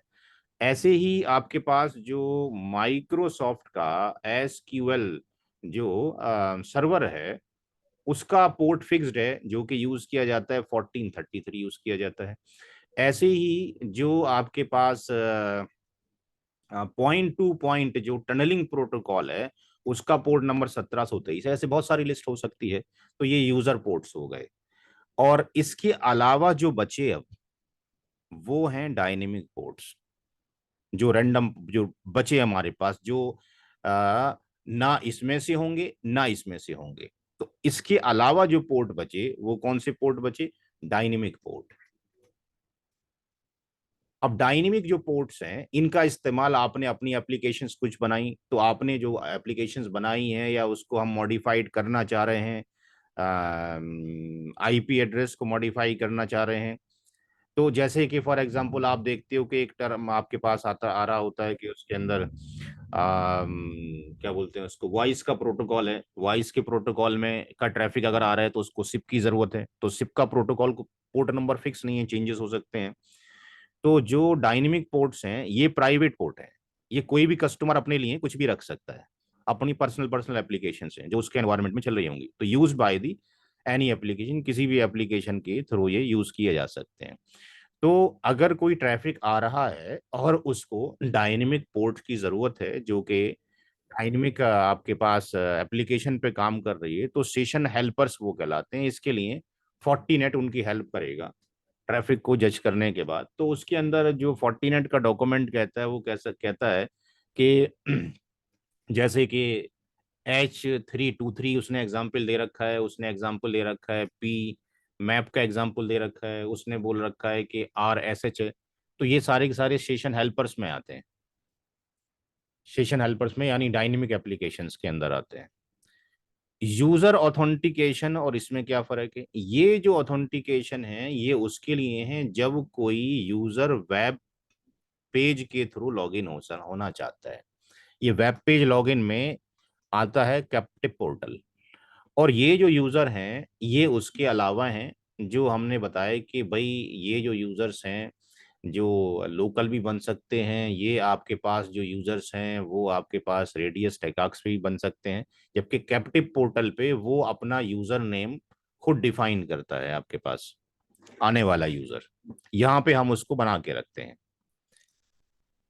तो इसके ऊपर भी मल्टीपल लैब्स हैं। ये लैब्स आपके पास यहाँ पर हैं जो कि जब आपको कराई जाएंगी स्टेप बाय स्टेप। तो ये लैब हैं, आई थिंक ये यहाँ पर लैब्स हैं ऑथेंटिकेशन की। ये कैपिटल पोर्टल की है, ये बाकी यूजर्स की लैब्स हैं। कैसे होंगी वो देखेंगे जब लैब करेंगे तो, क्योंकि अभी इसका टॉपिक नहीं है। अच्छा, डिवाइस ऑथेंटिकेशन जो है बेसिकली जैसे पोलो ऑल्टो में भी अभी आया है कि सोर्स जोन कौन होगा, सोर्स आईपी कौन होगा, डेस्टिनेशन जोन कौन होगा, डेस्टिनेशन आईपी कौन होगा, यूजर कौन होगा, और डिवाइस कौन सी होगी। यानी वो डिवाइस पोलो वोल्टो होगी, वो डिवाइस आपके पास सिस्को होगी। यानी मल्टीपल वेंडर के उसमें डिवाइसेस के नाम दे रखेंगे, कौन सी डिवाइस को ये सोर्स, ये डेस्टिनेशन, ये पोर्ट, ये प्रोटोकॉल, ये यूजर कौन सी डिवाइस को एक्सेस कर सकता है। तो डिवाइस आइडेंटिफिकेशन भी किया जा सकता है। SSL VPN जनरली यूज होता है किसके लिए? रिमोट VPN के लिए। तो इसके अंदर दो लैब्स हम करेंगे SSL VPN के लिए, इसमें दो लैब्स होनी है।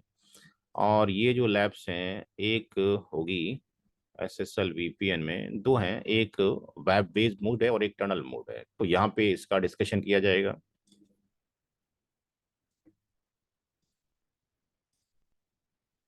और यहाँ पर ये लोकल मैनेजमेंट ट्रैफिक को भी मैंने आपके पास मॉनिटरिंग कर रहा है, इसका हमें अभी कोई कंसर्न नहीं है। ये जो फीचर है ये तभी काम करेगा जब हमने अप्लाई किया होगा। तो अब यहाँ पर जो पोलो ऑल्टो सॉरी फोर्टीनेट है वो फ्लो बेस्ड और प्रॉक्सी बेस्ड दो तरीके से अप्लाई किया जा सकता है। यहाँ पे अगर हम जाते हैं तो लैब में, यहाँ अगर हम देखते हैं, यहाँ पे आपको दिख रहा होगा फ्लो बेस्ड और प्रॉक्सी बेस्ड। फ्लो बेस्ड में अगर हम जाते हैं तो कुछ और फंक्शन होते हैं, और प्रॉक्सी बेस्ड में जाते हैं तो कुछ और फंक्शन होते हैं। तो यहाँ पे अगर हम देखें तो यहाँ पे कुछ फंक्शंस आपको नजर आ रहे हैं। अगर हम इसको प्रॉक्सी बेस्ड में कर दें तो कुछ और बढ़ गए हैं, दिखाई दे रहे हैं कुछ आपको? फ्लो बेस्ड में, फ्लो बेस्ड में ये दिखाई दे रहा है। प्रॉक्सी बेस अगर लगाते हैं तो ऊपर की फील्ड हमारे पास चेंज नहीं होंगी, ऊपर की फील्ड यही थी, देख लीजिए वो फील्ड वैसी ही है। चेंज क्या हो रहा है? ये वाले पार्ट चेंज हो रहा है, इसमें कुछ चेंजेस हो रहा है। यहाँ कुछ चेंज आ गया, जैसे यहाँ पर पहले वाले के अंदर वीडियो नहीं था, यहाँ पे यहाँ वीडियो स्ट्रीमिंग नहीं थी, यहाँ पर वीडियो स्ट्रीमिंग आ गई। तो प्रॉक्सी बेस्ड और फ्लो बेस्ड के अंदर क्या डिफरेंसेस होंगे, कैसे वो काम करेंगे, इसका डिस्कशन जब वो लैब्स आएंगी तब करेंगे। क्योंकि हम सिर्फ ये डिस्कशन कर रहे हैं यहाँ पे पैकेट फ्लो में कि जो 40 गेट है उसमें फ्लो बेस्ड इंस्पेक्शन भी है और प्रॉक्सी बेस्ड इंस्पेक्शन इंस्पेक्शन भी है, और एक्सप्लिसिट वेब प्रॉक्सी अलग से है, ये भी अलग से एक लैब है, इसका डिस्कशन होगा। तो फ्लो बेस्ड में जो आपके पास होता क्या है कि जब कोई ट्रैफिक आता है तो उसकी जो पैकेट है उसकी एक कॉपी अपने पास रख लेता है फ्लो बेस्ड के अंदर, और बाकी ट्रैफिक को उसको आगे वो पास थ्रू कर देता है। तो यहाँ पर उसको ऐसा नहीं करता, जैसे कि प्रॉक्सी बेस्ड में वो ट्रैफिक को तभी पास करेगा जब वो इंस्पेक्शन कर लेगा तो आगे फॉरवर्ड करेगा। फ्लो बेस्ड में क्या होता है, ट्रैफिक आया जो ट्रैफिक आया उसकी एक कॉपी रखी और उसको उसने आगे भेज दिया। प्रॉक्सी बेस के अंदर पहले वो उसको रिसीव करता है, रिसीव करने के बाद इंस्पेक्ट करता है, उसके बाद फिर वो आगे भेजता है। तो इसके अंदर इसकी मेमोरीज होती हैं कि कितना वो बफर उसके पास होता है, कितना वो आने वाला जो फाइल है उसको अपने पास रख सकता है। इसका डिस्कशन तब करेंगे जब ये हम पढ़ेंगे जाके। यहाँ पे एक कॉन्सेप्ट है बॉटनेट का, बॉटनेट चेकिंग। तो फ्लो बेस्ड के अंदर एक जो बॉटनेट चेकिंग का कॉन्सेप्ट लिया गया है, बेसिकली ये क्या है, इसमें बॉटनेट के अंदर ये बेसिकली एक टर्म है जिसको हम बोलते हैं रोबोट, रोबोट नेटवर्क। ये टर्म यहां से आया है, ये बोट और ये नेटवर्क। तो बॉटनेट जो टर्म लिया गया है वो इस रोबोट नेटवर्क से लिया गया है। ये है क्या बेसिकली, इसमें दो टर्म अलग अलग हैं। जो बॉट है वो बेसिकली, जो बॉट है वो एक सॉफ्टवेयर प्रोग्राम होता है, ये एक सॉफ्टवेयर प्रोग्राम है। अब वो बॉटनेट जो कहा जाता है, बॉटनेट है basically group of devices. Botnet क्या है, ग्रुप ऑफ डिवाइसेस है, ये ग्रुप ऑफ डिवाइसेस है। अब बेसिकली जो बॉटनेट है ये एक जो प्रोग्राम है, इस प्रोग्राम के थ्रू हम क्या कर सकते हैं, अटैक करवा सकते हैं। तो हमारा जो अटैकर क्या करता है कि वो मल्टीपल कंप्यूटर्स को या फोन्स को या आपके पास आईओटी डिवाइसेस को, जो भी हैं, इनको इस बॉट प्रोग्राम के थ्रू, सॉफ्टवेयर प्रोग्राम के थ्रू अपने कब्जे में ले लेता है, यानी इनके ऊपर कंट्रोल कर लेता है। तो ये जितनी डिवाइसेस बन गई जो कि under the control of the attacker आ गई, जिनके ऊपर बॉट प्रोग्राम उसने रन कर दिया, तो ये क्या बन गया, ग्रुप ऑफ डिवाइसेस बन गई। तो ये क्या करा सकता है, इससे डी डॉस अटैक करा सकता है। तो जो ट्रैफिक आ रहा होता है उसके अंदर कुछ आईपीज आ रहे होते हैं, तो ये हमें पता होता है कौन से आईपी से बॉटनेट ट्रैफिक आ सकता है, कौन सी साइट से बॉटनेट ट्रैफिक आ सकता है। तो ये बॉटनेट चेकिंग उसके लिए यूज किया जाता है कि कहीं ऐसा तो नहीं कि ये बॉटनेट ट्रैफिक तो नहीं है जो आ रहा है आपके पास, वो यहाँ पे टेस्ट किया जाएगा।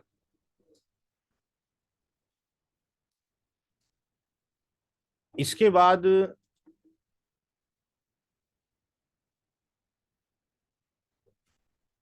आता है फॉरवर्डिंग का, कि उसको फॉरवर्डिंग जो किया जाए वो कौन से इंटरफेस पे किया जाएगा।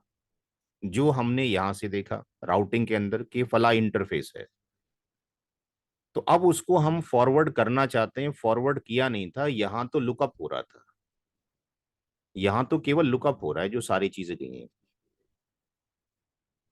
लुकअप करने के, यहां से मैच किया गया तो परमिट कर दिया गया, तो सारा जो है यहाँ से मैचिंग पार्ट चल रहा है। और यू कैन से यहाँ पे क्या चल रहा है, सारा का सारा मैच काम चल रहा है अभी।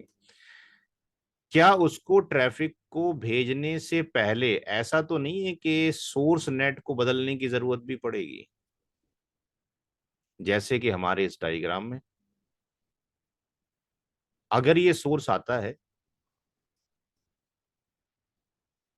और ये डेस्टिनेशन आईपी है, तो जब ये सोर्स आईपी इस पे हिट करेगा, तो हमने देखा क्या इस डी आई डेस्टिनेशन आईपी के लिए क्या डीनेट है कि नहीं। तो अगर मैंने इस डेस्टिनेशन आईपी को कन्वर्ट कर दिया, लेट से किसके अंदर, 10.1.1 के अंदर, तो ये तो वहां चेक हो गया। लेकिन अब ये कहा जा रहा है क्या इस सोर्स आईपी एड्रेस को बदलना है कि नहीं। जब यहां पर आएगा तो सोर्स आईपी एड्रेस तो ये होगा, तो क्या उसके लिए एसनेट तो अप्लाइड नहीं है, कोई टेबल के अंदर तो एग्जिस्ट नहीं करता है। तो हम इसको आईपी को एसनेट को कन्वर्ट कर सकते हैं, जैसे ही वो इंटरफेस से बाहर निकलेगा, यानी इस आईपी के अंदर मैपिंग कर सकते हैं। तो ये मैपिंग हमने यहाँ पे कर रखी है, जैसे कि मैं आपको यहाँ दिखाऊं। अगर मैं यहाँ पे जाता हूँ पॉलिसी के अंदर और फायरवॉल पॉलिसी में जाते हैं, और यहाँ पे लैन टू वैन, या ये आपके पास van to LAN van to लैन, अगर मैं नीचे वाली पॉलिसी देखता हूं, इसको एडिट मैंने किया। Incoming interface port number 3, this is the port number 3, incoming interface जिस पे ये आईपी आके हिट करेगा। Outgoing interface LAN two port, यानी this is the port LAN two port, यानी incoming interface is this one और outgoing interface is this one, port number 2। Source any यानी all, all के अंदर यानी ये सोर्स भी आगे, जब भी कोई सोर्स आए या ये आए तो डेस्टिनेशन आईपी की जगह पे हमने डीनेट सेट कर दिया। यहाँ पे अगर हम लेकर आते हैं तो क्या लिखा हुआ है, अगर हम यहाँ देखते हैं तो, कि अगर इस वाले के ऊपर 122.160.50.99 पे कोई हिट करता है तो वो किस में मैप हो जाएगा, किस में मैप हो रहा है, 10.1.1 के अंदर, यानी ये क्या हो रहा है हमारे पास, डीनेट हो रहा है। यानी अगर कोई भी एनी इस पे हिट करता है तो ये किस में ट्रांसलेट कर दिया जा रहा है, इसके अंदर। कैसे वेरीफाई करेंगे, अभी वेरीफाई करवाता हूं। तो इस डीनेट में कर दिया जाएगा। और आगे अगर हम देखते हैं तो नीचे ये कुछ लिखा हुआ है, इससे कुछ अंडरस्टैंड हो रहा है? नेट कर दो use out going interface address. Out going interface address कौन सा है हमारा, पोर्ट नंबर 2, यानी ये वाला पोर्ट नंबर। जब कोई ट्रैफिक इस वाले इंटरफेस पर आए, ये इनकमिंग इंटरफेस है, दैट इज आउटगोइंग इंटरफेस है, तो इसके ऊपर मैप कर दो। तो अगर मैं यहां से, ये राउटर है R1, that is the R1, इसका आईपी एड्रेस है show IP INT brief, show IP INT brief, इसका आईपी एड्रेस क्या है, ये वाला आईपी एड्रेस है, ठीक है। और ये जो है ये मेरा रिमोट यूजर है, शो आईपी INT ब्रीफ, इसका आईपी एड्रेस का 89 है। अगर मैं यहां देखता हूं तो पॉलिसी क्रिएट की है वैन टू लैन, राइट। और यहां पे आप देखें कि मैं एक कमांड चलाता हूं इसके ऊपर, debug IPICMP, और यहां पर भी एक कमांड चलाता हूं आपके पास पिंग। यहां से मैं पिंग कर रहा हूं, यहां से किसको, क्योंकि मैंने पॉलिसी में एनी सर्विस ले रखी है, राइट। सर्विस क्या है, ऑल है, यानी किसी तरह का भी ट्रैफिक आ सकता है। If I am sending the request from this IP on this IP address, then इसको, ये डी डेस्टिनेशन आईपी है, बट मेरी रिक्वेस्ट अगर यहां जा रही है तो इसका मतलब डीनेट हो रहा है। क्लियर है बात ये कि नहीं जी भाई। अगर मैं रिक्वेस्ट यहां हिट करता हूं और मेरा डीबग ICMP मुझे इस वाली डिवाइस पे दिखाई देता है, तो इसका मतलब क्या हुआ, कि जो रिक्वेस्ट यहां भेजी गई वो इस पे मैप कर दी गई है। ये बात समझ में आ रही है सारे लोगों को। यहां से मैंने हिट किया 122.160.50 किसको, 99 को, तो मुझे हिट कहां पे मिलना चाहिए, इसके ऊपर। मैंने यहां से एंटर किया, I am getting the reply, यहां पे मुझे कुछ ये मिल गया। मेरा सोर्स आईपी क्या था, मेरा सोर्स आईपी क्या था, यहां से हिट किया, सोर्स आईपी क्या है, दिस वन, 122.160.50.89। लेकिन मेरे पास जब मैं रिप्लाई कर रहा हूं तो मैं किसको रिप्लाई कर रहा हूं, इस वाले आईपी एड्रेस को। क्यों, चूंकि जब ये सोर्स आईपी एड्रेस गया है और इस इंटरफेस से बाहर निकला है तो इसका एसनेट इसमें कर दिया गया।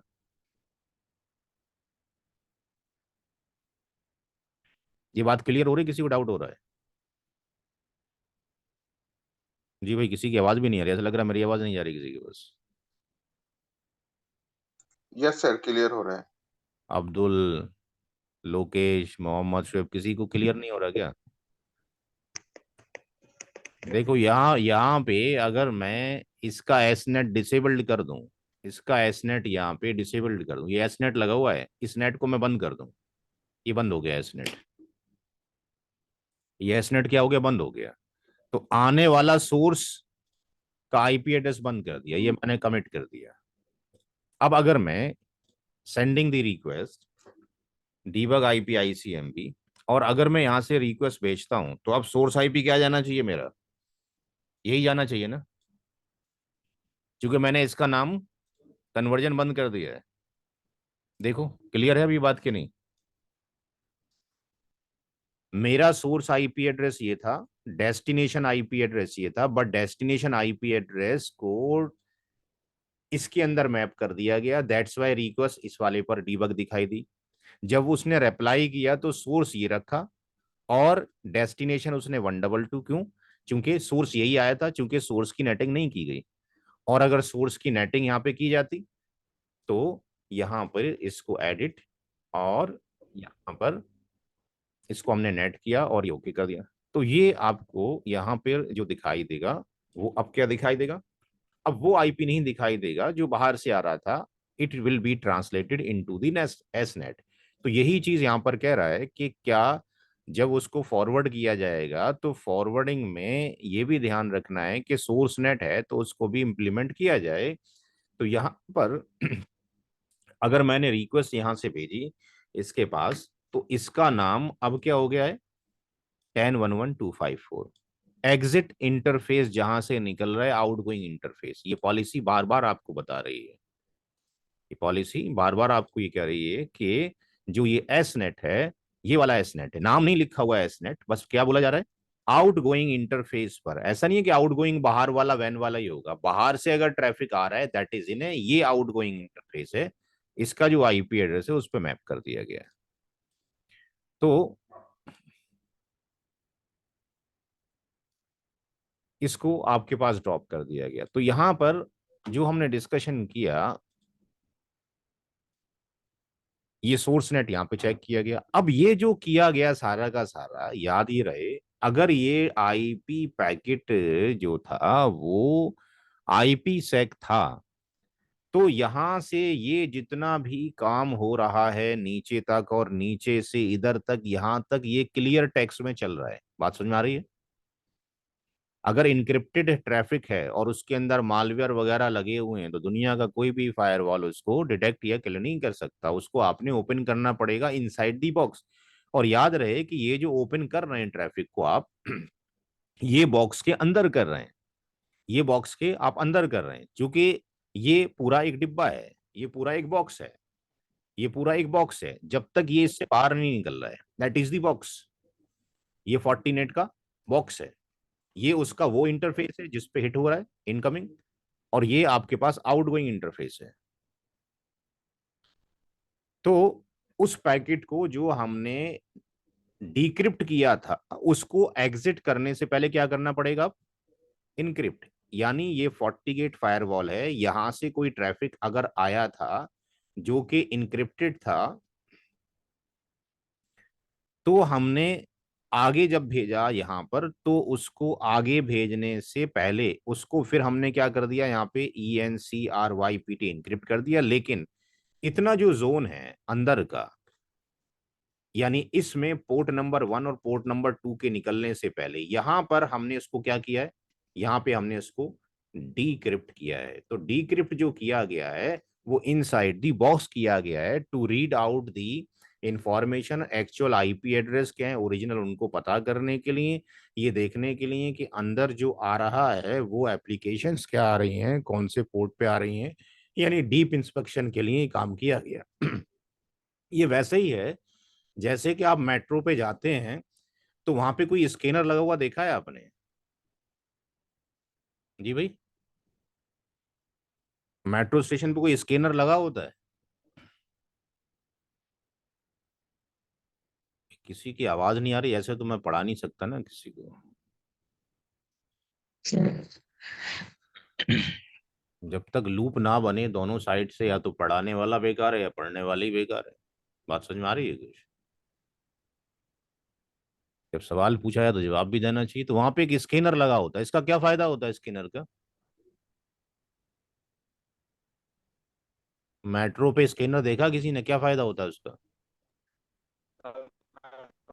हाँ जी। स्कैनर होता है वो टो, टोकन और कार्ड को स्कैन करता है ना, तभी तो एंट्री के टोकन। अच्छा जी। कोई आपके सामान को स्कैन नहीं करता है? कोई स्कैनिंग मशीन नहीं होती है? आप जब जाते हो तो आपको लाइन में अलग खड़ा कर देते हैं, आपका सामान काय में डाला जाता है? एयरपोर्ट पे जाते हैं तो आपको सामान काय में डाला जाता है? आपका जो बॉक्स है काय में डाला जाता है? स्कैनर में डाला जाता है। उसको खोला खोला जाता है कि नहीं, या बिना खोले डाल के पता लग जाती हैं चीजें? बिना खोल के स्कैन करते हैं कुछ स्कैन कर, इलीगल। ठीक है ना। बट उनको अगर जाके उस मशीन भी डिटेक्ट नहीं कर पाई और उनको लग रहा है कि अभी भी शक है, मशीन मल फंक्शन कर रही है, सही चीज नहीं बता पा रही है, तो फिर आपकी परमिशन आपके सामने खोला जाएगा, और आप नहीं मानोगे तो जबरदस्ती खोला जाएगा, because they have the policy, they have the permission. ठीक है ना। तो हमने उसको जो खोला है पैकेट को, वो इनसाइड दी बॉक्स खोला है, यहाँ पे स्कैन किया पूरा का पूरा। ठीक है ना। और बाहर निकलने से पहले उसको हमने फिर बंद कर दिया। अब टर्म आता है ट्रैफिक शेपिंग का। तो ये ट्रैफिक शेपिंग जो लगती है बेसिकली क्यूएस के अंदर, ये आउटपुट इंटरफेस पे लगती है। ट्रैफिक शेपिंग जो हम करेंगे यहाँ पे अलग से लेब होगी। इसमें फंडामेंटल है क्वालिटी ऑफ सर्विस का, कि इसके अंदर हमें पता हो कि ट्रैफिक की प्रेफरेंस कैसे ट्रैफिक को शेपिंग दी जाए। तो यहाँ पे अगर हम जाते हैं और देखते हैं तो यहाँ पे ट्रैफिक शेपिंग का अलग से एक लैब है, कि जिसके अंदर हम शेपर्स डिफाइन करेंगे, पॉलिसीज डिफाइन करेंगे, कि क्या क्या तरह के हम शेपर्स डिफाइन कर सकते हैं, उनकी बैंडविड्थ कितनी रख सकते हैं, ट्रैफिक की प्रायोरिटी हाई रख सकते हैं, मीडियम रख सकते हैं, लो रख सकते हैं। तो ये मैं पहले क्यूएस की एक क्लास लूंगा आपको, कि कौन सा ट्रैफिक क्या होता है, बैंडविड्थ गारंटी क्या होती है, मैक्सिमम बैंडविड्थ क्या होती है, उसके बाद हम इसका डिस्कशन यहाँ पे करेंगे। तो ये जो वैन ऑप्टिमाइजेशन वाला जो पार्ट है, ये किस पर डिपेंड है? ये डिपेंड ही किसके ऊपर है? क्वालिटी ऑफ सर्विस के ऊपर है। तो अगर क्वालिटी ऑफ सर्विस ही नहीं लगेगी, ट्रैफिक शेपिंग ही लगेगी, तो वैन का ऑप्टिमाइजेशन नहीं हो सकता है, कौन सा पास बेस्ट है कौन सा नहीं है। यहाँ पे फिर उसको आउट गोइंग इंटरफेस के ऊपर ट्रैफिक को भेज दिया जाएगा, टीसीपी आईपी स्टैक के ऊपर। तो ये जो सारा का सारा जो फिलोलॉजिक है, इसको हमने, ये जो डायग्राम है, इस डायग्राम में अगर हमने देखा तो उन सारी चीजों को हमने कुछ को यहाँ पे नोट किया। अगर हमने ना तो कोई उसके ऊपर अलग से जो सिक्योरिटी प्रोफाइल्स हैं वो लगाए हैं, ना हमने एडमिशन कंट्रोल के लिए कुछ लगाया है, ना हमने प्रॉक्सीज लगाए हैं जो कि एक्स्ट्रा हमें लगाने पड़ते हैं लाइसेंस बेस्ड। तो जर्नली इतने से काम होने वाले हैं कि इनग्रेस पे जब ट्रैफिक आएगा, डॉस पॉलिसी बनाई होगी तो काम करेगी, अदरवाइज ये भी कैंसिल हो जाएगी। यहाँ पे ट्रैफिक आना है, इंटीग्रिटी चेक होनी है, अगर ये आईपी सेक वीपीएन नहीं है ये भी हट जाएगा। आने वाला जो ट्रैफिक है उसके लिए देखा जाएगा क्या सेशन टेबल में एंट्री है। इसको मैं अगली क्लास में करके हम इसको दिखाएंगे, बाकायदा कैप्चर करके सारी चीज़ों को, कि जो ट्रैफिक है उसको देखा जाएगा कि आने वाला जो ट्रैफिक है क्या वो सेशन टेबल में एंट्री रखता है। अगर वो सेशन टेबल में एंट्री नहीं रखता है तो इसका मतलब वो एक आने वाला सेशन एक नया सेशन है, उसको एक सेशन आईडी एलोकेट कर दी जाएगी। आने वाले ट्रैफिक के ऊपर डी नेट देखा जाएगा, क्या उसके लिए डी नेट है। फिर देखा जाएगा जो नेटेड आईपी एड्रेस है क्या उसकी राउटिंग हमें कौन से पोर्ट के थ्रू मिलेगी, किस पोर्ट के थ्रू हम बाहर निकलेंगे। जो आने वाला जो ट्रैफिक है क्या उसके लिए कोई पॉलिसी है, क्या कोई पॉलिसी मीट कर रही है। पॉलिसी अगर मीट कर रही है तो उस पॉलिसी को मैच किया जाएगा। पॉलिसी जब मैच कर जाएगी तो उसके बाद लास्ट में हम देखेंगे क्या उसके ऊपर कोई एसनेट भी है। तो एसनेट जो अगर हम देख रहे हैं यहाँ पे, तो एसनेट इस पॉलिसी के बियॉन्ड में आ रहा है। फायरवॉल पॉलिसी में ये वाली जो पॉलिसी लगी है, ये सारी चीजें क्रॉस करने के बाद who is the source, who is the destination, कौन सोर्स है कौन डेस्टिनेशन है, इनकमिंग इंटरफेस क्या है, आउटगोइंग इंटरफेस क्या है, सर्विस क्या है, एक्शन क्या है, इसके बाद एस नेट का लुकअप किया जा रहा है। यानी हम ये देख रहे हैं कि तकरीबन चौथे स्टेप में ये काम किया जाएगा। अगर सोर्स नेट भी लगा हो, डेस्टिनेशन नेट भी लगा हो, तो ट्रैफिक के आने के बाद उसको एक नई आईडी एलोकेट कर दी जाएगी। आईपी इंटीग्रिटी ऑटोमेटिकली चेक होगा, यानी यहाँ पे ट्रैफिक आया, आईपी इंटीग्रिटी पे जाएगा। नया सेशन है, उसको एक नई सेशन आईडी दी जाएगी, और वो सेशन आईडी हर एक फ्लो में, हर एक प्रोसेस के अंदर मेंटेन रहेगी। पहले इसका लुकअप होगा, फिर इसका होगा, फिर राउटिंग पॉलिसी का होगा, फिर एसनेट का होगा। ये जब ये पास हो जाएगा तो इसको जो है सेशन टेबल में डाल दिया जाएगा। इसके जितने भी सब्सीक्वेंट पैकेट आएंगे, पैकेट नंबर 1 के बाद 2 से लेके जितने भी आएंगे पैकेट नंबर n तक, वो फिर केवल सेशन टेबल से देख के ही ट्रैफिक को आगे ईग्रेस इंटरफेस के ऊपर एग्जिट कर देंगे, क्योंकि ये सारी की सारी एंट्री जो कि सेशन टेबल में है, और आने वाला जो पैकेट आ रहा है उसमें अगर सोर्स वही है, डेस्टिनेशन वही है, सोर्स पोर्ट भी वही है, डेस्टिनेशन पोर्ट भी वही है, प्रोटोकॉल भी वही है, तो उसको क्या किया जाएगा, उसी सेशन टेबल से बाहर निकाल दिया जाएगा। तो इसकी पैकेट कैप्चरिंग भी आपको कराई जाएगी। अगले उससे क्लास में अब इसके आगे के प्रोसेस शुरू किए जाएंगे। ये जो सिलेबस है, इस सिलेबस में अगली जो टर्मिनोलॉजी है वो ये कहती है कि इसके बाद इन टर्म्स को समझा जाए, ये टर्म्स क्या होते हैं। तो ये टर्म्स पढ़ाए भी जा सकते हैं, और जो लोग ज्वाइन करना चाहते हैं, क्योंकि ये थ्योरेटिकल टर्म्स हैं, इनकी वीडियो रिकॉर्ड करके आपके पोर्टल में डाल दी जाएंगी, ताकि ये आप एज ए, चूंकि हमारी जो क्लास होगी वो मंडे टू थर्सडे हम क्लास लेंगे, टाइमिंग जो रहेगा वो 8 to 10 रहेगा। और अगर मेरा batch Saturday and Sunday free हुआ, सैटरडे एंड संडे, इस सैटरडे संडे तो फ्री नहीं है, इससे अगले सैटरडे संडे में अगर फ्री हुआ, तो सैटरडे संडे भी ये क्लास 8 to 10 पर ली जा सकती है, यानी 8 to 10 मंडे टू थर्सडे भी। If I M free, coming Saturday Sunday में मैं फ्री नहीं हूँ, उसके अगले सैटरडे संडे में फ्री हूँ, तो वो क्लास 8 से 10 मंडे टू थर्सडे और 8 से 10 दो सैटरडे संडे ली जाएगी। तो हमारे पास जो अभी टाइमिंग है, फ्राइडे का कल का दिन बाकी है, सैटरडे बाकी है, संडे बाकी है, मंडे आप लोगों से मुलाकात होगी जो भी ज्वाइन करना चाहेंगे। इन वीडियोस को क्या नाम है, जिनकी पेमेंट्स आ जाएंगी आज या कल में, ये एसेट वल्नरेबिलिटी और ये काउंटर मेजर और सीआई मॉडल, ये थियोरेटिकल कॉन्सेप्ट है, इसके वीडियोस मैंने बना लिए हैं। ये वीडियो आपके पोर्टल में डाल दी जाएंगी, ताकि इस पर बेवजह टाइम बर्बाद ना किया जाए। कि एसेट किसको बोलते हैं, हर एक चीज ही एसेट होती है, वॉट एवर जो भी है, मेरे पास मोबाइल फोन है, मेरे पास कार है, मेरे पास घर है, वल्नरेबिलिटी कोई कमी तो नहीं है उसके अंदर। जैसे कि फॉर एग्जांपल टेलनेट है, टेलनेट की वल्नरेबिलिटी है कि नहीं है जी भाई? टेलनेट के यस अंदर सर है। क्या वल्नरेबिलिटी है कि उसको स्निफ किया जा सकता है और देख सकते हैं, राइट? क्लियर टेस्ट है। तो देख सकते हैं, इसका मतलब जिसमें वल्नरेबिलिटी है उसको क्या किया जा सकता है, एक्सप्लॉइट किया जा सकता है। तो ये सारी टर्मिनोलॉजी मैंने उसके अंदर लिख दी है, क्या काउंटर मेजर है, क्या सीआईए मॉडल है। तो ये जो लोग ज्वाइन करेंगे, ये टाइम बर्बाद ना करके 3 दिन है ये वीडियो से कवर कर लीजिए, ताकि हम सीधा इन वाले चीज पर पहुंच जाएं, जो कि मोस्ट इंपॉर्टेंट पार्ट है, कैसे जियो है। तो मंडे से हम ये काम करें तो बेटर है। बाकी डिस्कशन आप आमिर सर से कर लें, 9910111641। जो आमिर सर को नहीं जानते हैं वो ये नंबर नोट कर लें, बाकी लोग जानते ही होंगे। 9910111641। आमिर सर से कांटेक्ट कर लें। कैसे जो ये क्लास ली गई है इसको कैसे एक्सेस करेंगे, इसको हम वीडियो सर्वर में अपने डाल देंगे क्लाउड के ऊपर, वहां से आपके क्रेडेंशियल बना दी जाएंगे, जिनके पेमेंट्स आ जाएंगे। और कब तक ये एक्सेस रहेगा, लैब कैसे एक्सेस रहेगी, सारी बातें आप आमिर सर से कर सकते हैं। कमिंग मंडे से यहाँ से हम क्लास की शुरुआत करेंगे, और ये भी, आज की क्लास भी और ये वाली टर्मिनोलॉजी भी आपके पोर्टल में डाल दिया जाएगा। ठीक है जी, क्लास को ओवर करते हैं, इतनी क्लास हो चुकी है। किसी का कोई क्वेश्चन है, किसी और कोई टाइम करना चाहता है तो डिस्कशन कर सकता है। सर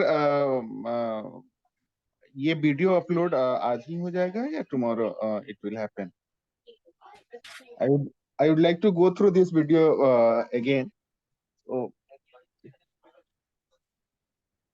क्या पूछ रहे हैं, कुछ कह रहे थे?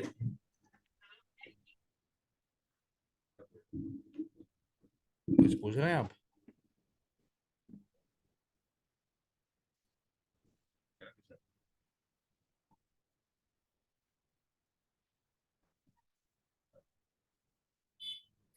जो भी किसी का कोई क्वेश्चन है? जैसे क्लास का टोटल ड्यूरेशन कितना होगा सर? देखिए ये क्लास हमारी चलेगी अभी मंडे टू थर्सडे, और मंडे टू थर्सडे अगर क्लास चलती है हमारी, तो अप्रोक्स मान के चलें कि हमें तकरीबन 40 to 45 डेज चाहिए। अब चूंकि 40-45 डेज में होगा क्या कि रमज़ान आने वाले हैं बीच में, तो हम एक काम ये कर सकते हैं कि मंडे टू थर्सडे क्लास लें और सैटरडे संडे भी आपकी क्लास ले लें, अगर आप लोग सारे एग्री हो तो फिर विद इन द 1 मंथ में हमारा कोर्स कंप्लीट होने के चांस हैं। और उसके बावजूद भी कुछ टॉपिक रह जाते हैं तो फिर हम रमज़ान के बाद ही आपको दे पाएंगे। ठीक है, या फिर कोई और टाइम सेट करना पड़ेगा मॉर्निंग का। लेकिन अगर सैटरडे संडे भी हम इंक्लूड कर लेते हैं इस बैच के लिए, तो आई थिंक 48 हमारा कंप्लीट हो जाना चाहिए 1 मंथ में, रमज़ान से पहले पहले। ओके सर, ठीक है। और किसी का कुछ डाउट्स हैं तो पता कर सकते हैं।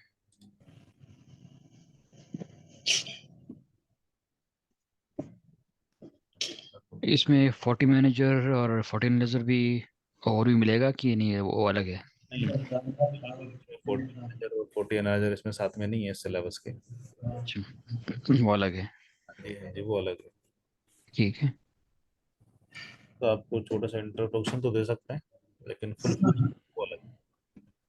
ठीक है। आप जी जी, सबके पास आ गया ये सिलेबस, आप लोगों के पास आई थिंक आ गया होगा। किसी के पास ना आया हो तो बता दें, ताकि आप लोगों को हम शेयर कर दें इसको, ताकि देख सकें क्या क्या टॉपिक कवर्स हैं। हमने हर एक टॉपिक को यहाँ पर खोल खोल के लिख दिया है, क्योंकि अक्सर हम लोग का सिलेबस देखते हैं तो सिर्फ ये मोटे मोटे पॉइंट्स लिखे होते हैं कि हम ये कराएंगे, बट उसके अंदर फर्दर आप क्या क्या कराएंगे ये स्पेसिफाई नहीं होता है। तो हमने यहाँ पर हर एक चीज़ को स्पेसिफाई करने की कोशिश की है कि आपको हम कौन से टॉपिक में क्या क्या चीज़ें कवर करेंगे। और प्रैक्टिस के लिए लैब का एक्सेस 24/7 एक्सेस रहेगा। प्रैक्टिस करने के लिए वीडियोस आपकी अवेलेबल रहेंगी 24/7। कभी भी वीडियोस में कोई डाउट हो या फिर प्रैक्टिकल करने में कोई प्रॉब्लम आ रही हो, देन आप हमसे टेस्ट में आ सकते हैं।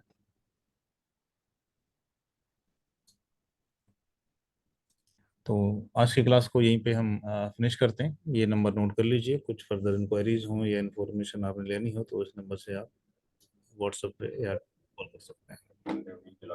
और मंडे क्लास होगी हमारी, और अभी 3-4 दिन है, तो मंडे उन्हीं लोगों की क्लास होगी जो एनरोल करेंगे।